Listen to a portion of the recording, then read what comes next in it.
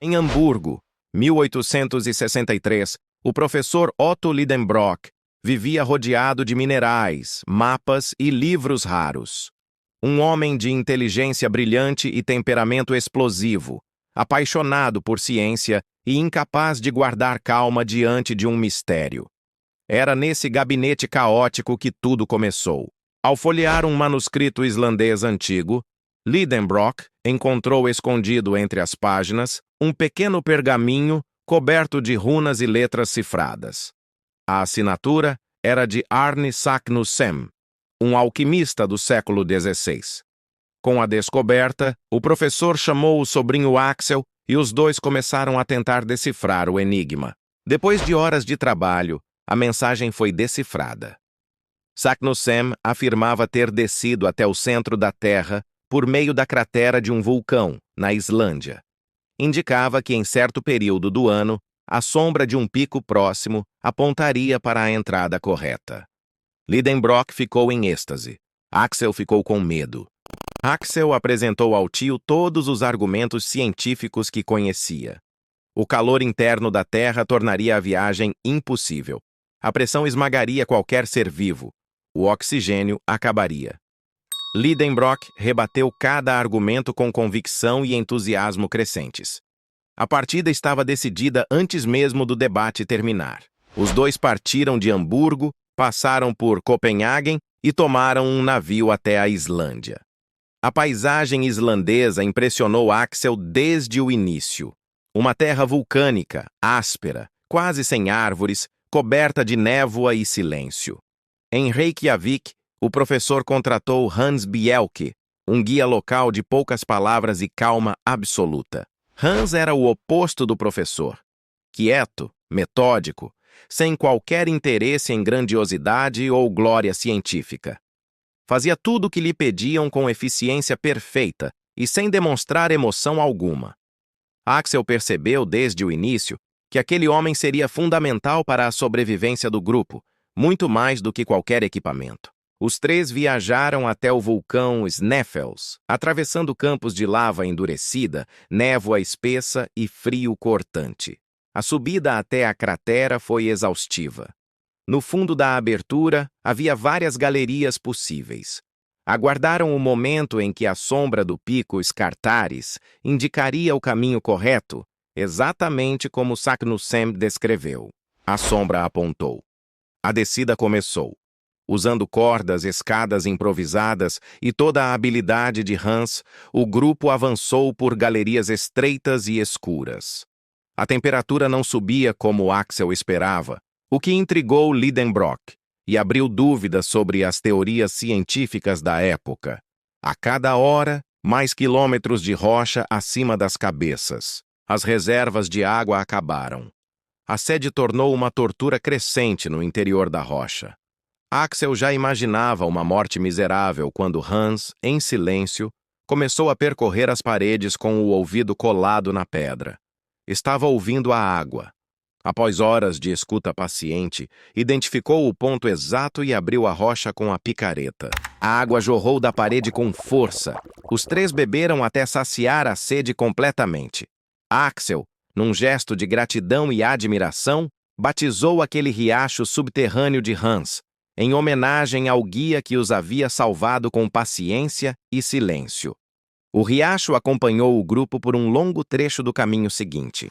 Os túneis estreitos abriram-se de repente para uma caverna de dimensões inimagináveis.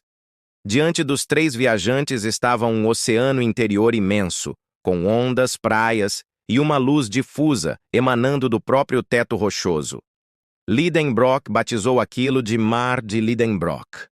Axel ficou paralisado, sem conseguir formar palavras. Na margem do oceano subterrâneo, havia florestas de cogumelos gigantescos, árvores fossilizadas de espécies extintas e animais que não existiam mais na superfície. Axel descreveu a sensação de ter descido não apenas em profundidade, mas também em milhões de anos no tempo. Aquele lugar era um museu vivo da vida primitiva da Terra. Para cruzar o oceano e continuar em direção ao caminho de Saknussemm, Hans construiu uma jangada com troncos de árvores fósseis. A embarcação ficou pronta em pouco tempo. A travessia começou com relativa calma, mas tempestades magnéticas logo sacudiram a jangada, relâmpagos iluminaram o teto das cavernas e ondas enormes ameaçaram engolir o grupo. Durante a navegação, 2 monstros marinhos pré-históricos de tamanho colossal surgiram nas profundezas do mar subterrâneo e começaram a se enfrentar.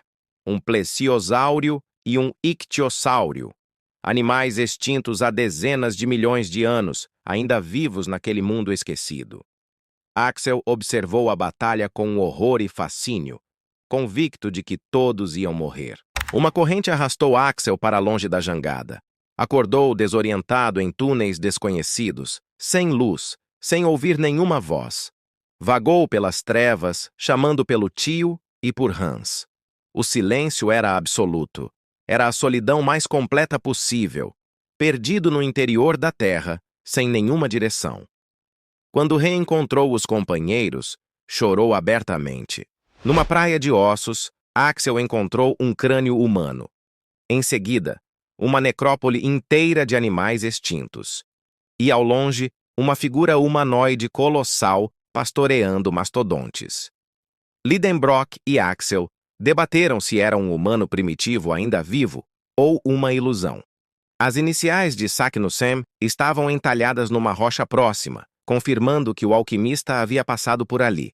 O caminho estava bloqueado por uma parede de rocha. Hans preparou uma carga de pólvora e a explosão foi precisa. Mas o resultado foi inesperado. Em vez de abrir um túnel seguro, a fissura deixou o oceano subterrâneo se precipitar para dentro, arrastando a jangada e os 3 viajantes num turbilhão sem controle. A temperatura subiu de forma alarmante. Estavam dentro de uma chaminé vulcânica em atividade. A lava, o calor extremo e os gases tornaram aqueles os momentos mais aterrorizantes de toda a expedição. Axel teve certeza de que ia morrer. Hans manteve a frieza e buscou proteger o grupo. E então a força da erupção os lançou para cima com violência irresistível. Foram ejetados pela cratera do Stromboli, um vulcão ativo numa ilha ao sul da Itália. Cobertos de cinzas e lava mais vivos, surgiram sob o sol mediterrâneo. Os habitantes locais, ao verem 3 figuras emergindo de dentro do vulcão em erupção, fugiram aterrorizados, convictos de que eram demônios saídos das entranhas do inferno. Lidenbrock voltou a Hamburgo aclamado como herói científico. Axel, que partiu como um jovem medroso e relutante, voltou transformado, maduro e corajoso, e casou com Grauben, sua noiva que aguardava notícias. Hans recebeu o pagamento combinado e retornou tranquilamente à Islândia. O mundo subterrâneo que tinham visto ficou gravado para sempre em cada um deles.